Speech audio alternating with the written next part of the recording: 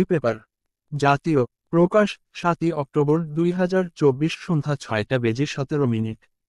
ভারত ছাড়লেন শেখ হাসিনা, পাড়ি জমালেন যে দেশে। ছাত্র জনতার আন্দোলনের মুখে গত 5 আগস্ট পদত্যাগ করে ভারতে পালিয়ে যান শেখ হাসিনা। এরপর থেকে ভারতের আশ্রয়ে সেখানে 2 মাস অবস্থান করেন।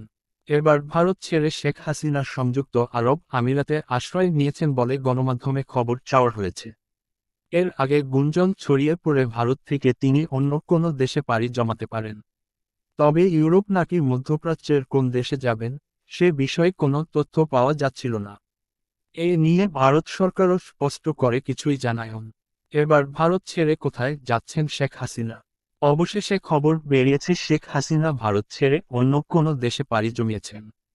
গণমাধ্যমে এমন একটি সংবাদ প্রকাশিত হয়েছে।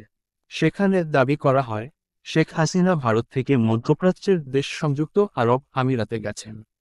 ওই প্রতিবেদনে উল্লেখ করা হয়, দেশটির আজমান শহরে তিনি আশ্রয় নিয়েছেন বলে ধারণা করা হচ্ছে।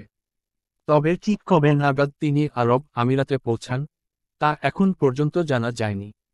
সম্প্রতি আরব আমিরাতে দেখা গেছে সাবেক সংসদ সদস্য শামীম ওসমানকে। ধারণা করা হচ্ছে, আরব আমিরাতের আজমান শহরে শামীম ওসমানের বাড়িতে শেখ হাসিনা আশ্রয় নিয়েছেন। সাবেক মন্ত্রী সাবের হোসেন 5 দিনের রিমান্ডে। এর আগে শামীম ওসমানকে দিল্লিতে নিজাম উদ্দিন আউলিয়ায় দেখা যায়। সেই ছবিও গণমাধ্যমে আসে। এর কিছুদিন পর দুবাইয়ের একটি শপিং মলে দেখা মেলে শামীম ওসমানের। সেখানে থেকে ধারণা পাওয়া যায় সংযুক্ত আরব আমিরাতেই অবস্থান করছেন শামীম ওসমান। উল্লেখ্য, ছাত্র জনতার অভ্যুত্থানে শেখ হাসিনার পতনের পর ড. মুহাম্মদ ইউনূসের অন্তর্বর্তীকালীন সরকার বাংলাদেশে